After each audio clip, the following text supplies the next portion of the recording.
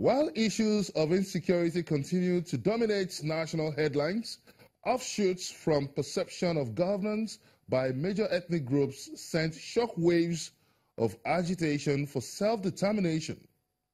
The agitation by the IPOB seemed more intense. The coming days witnessed a more fatal military response from the federal government tagged Operation Python Dance. It was just a matter of days that the IPOB was proscribed by the Defense Headquarters, albeit criticisms from the international community.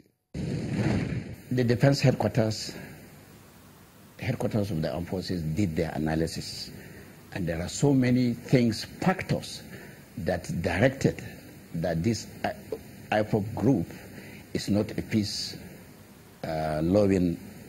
group, because they have gone far beyond what is expected of a peaceful and group that make, what do I say, in requests that are within the channels of normal procedures. Why I say so, there are so many things that they come up with, like they mentioned that they are forming National Guard, they have formed intelligence and what do you call security services. They've even gone beyond that to come up in social media and say that if their agitation is not met, they are going to bring down tools across the country. They will bring things down. So does any group that has peaceful intention go to that extent? The proscription of IPOB has elicited a lot of reactions now from different quarters, and many people are wondering under what legal platform is IPOB proscribed? Well, you know, it was Ministry of Justice. They've gone to court and they have confirmed that the proscription is allowed. Before then, the armed forces have done their analysis, and part of the analysis that they mentioned, I mentioned National Guard, security and intelligence groups. They've gone beyond that. They were even attacking the armed forces during their exercise with fuel bombs, pelting them.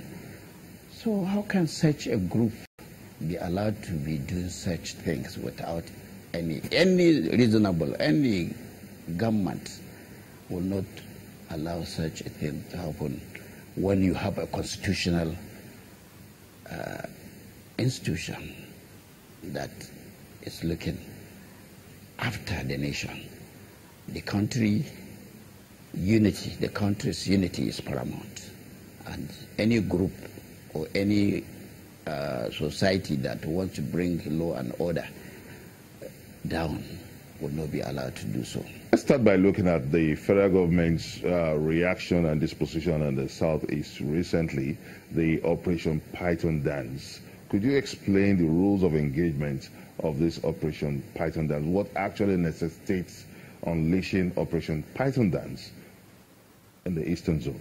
Benga, you keep on making the same issue. No. This exercise has nothing to do with... If it's a civil breakdown... If it is a civil breakdown, definitely the police will be there. The exercise didn't go there to compel IPOB right or something. I told you the bloodshed. They invited. A sledgehammer? How? Because the police action, if it is a riot, then the police action would have been there. But these people were going there to do their legitimate constitutional duty. That is by doing exercise and training of their armed forces on different grounds, like I said, which they call Python Dance. And I told you there are similar exercises going across the country, not only in the southeast. So there are two different issues, and I mentioned it. I told you earlier that the exercise has nothing to do with a problem. They just saw it coming, and they believe that the exercise being there because of it. No, it wasn't. Now, there are international norms and conventions for the process of labeling an organization a terrorist group. So now, as the Defense Ministry, as the federal government, has it followed all these norms? Because many people are alleging that this is a violation of international convention. What due process do you need to bring a group that want to bring chaos into a nation? I will give you an example. There is a video that is circulating that a Hausa man is being beaten by the Southeasterners. They wanted a repercussion. That is the same issue to be repeated in the North.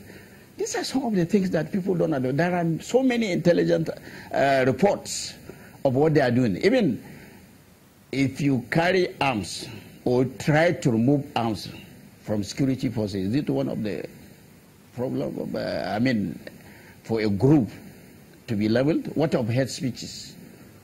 So many hate speeches all over the world to bring the confusion in the country. Also, pelting of the armed forces with fuel bomb. It's also part of it. So constitutionally, they should have followed normal means due process and whatever aggravation they have. But they didn't do. They decided to go by force. They even mentioned to some extent, they go to the public and say that if their demands are not met, they will bring the country to a standstill. Is that what should be allowed?